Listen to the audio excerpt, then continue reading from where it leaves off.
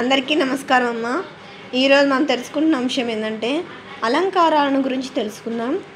అసలు అలంకారాలు ఎన్ని రకాలు, అవి ఎలా మనం తేడాను గుర్తిస్తామంటే, వీడియోని తెలుసుకునే ముందు ఇంకా మన ఛానల్ సబ్స్క్రైబ్ చేసుకుని వాళ్ళు ఎవరైనా దయచేసి సబ్స్క్రైబ్ చేసుకొని లైక్ చేసి షేర్ చేసి మీ ఫ్రెండ్స్కు రిలేటివ్స్ అందరికీ మన ఛానల్ సబ్స్క్రైబ్ చేసుకోమని చెప్పండి.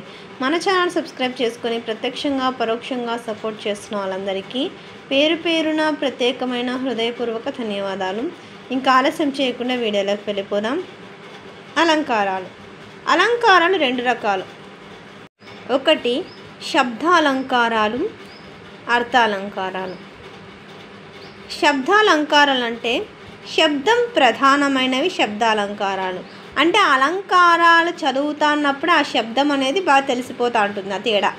కాబట్టి ఇవి శబ్దంలోనే ప్రత్యేకత ఉంది కాబట్టి ఇవి శబ్దాలంకారాలకు సంబంధించినటువంటి తెలిసిపోతుంది.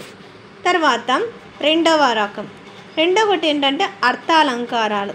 అర్థాలంకారాలు అంటే అర్థం ప్రధానమైనవి. అర్థాలంకారాలు అంటే అర్థం, ఆ అలంకారంలో ఉన్న విషయాన్ని అర్థం ముఖ్యంగా ఉంటే ఇది అర్థాలంకారాలకు సంబంధించినదని తెలిసిపోతుంది.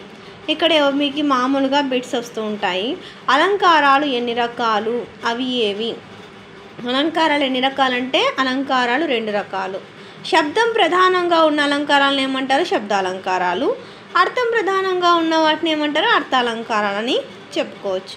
అందరికీ ధన్యవాదాలమ్మా. ఇప్పుడు మనము నెక్స్ట్ వీడియోస్లో మొత్తం అలంకారాలను గురించి వివరంగా తెలుసుకుందాం. వీడియోలోకి వెళ్ళే ముందు ఇంకా మన ఛానల్ సబ్స్క్రైబ్ చేసుకుని వాళ్ళు ఎవరైనా దయచేసి సబ్స్క్రైబ్ చేసుకొని లైక్ చేసి షేర్ చేసి మీ ఫ్రెండ్స్కు రిలేటివ్స్ అందరికీ మన ఛానల్ సబ్స్క్రైబ్ చేసుకోమని చెప్పండి. అందరికీ ధన్యవాదాలు. దయచేసి వీడియోని మాత్రం స్కిప్ చేయండి.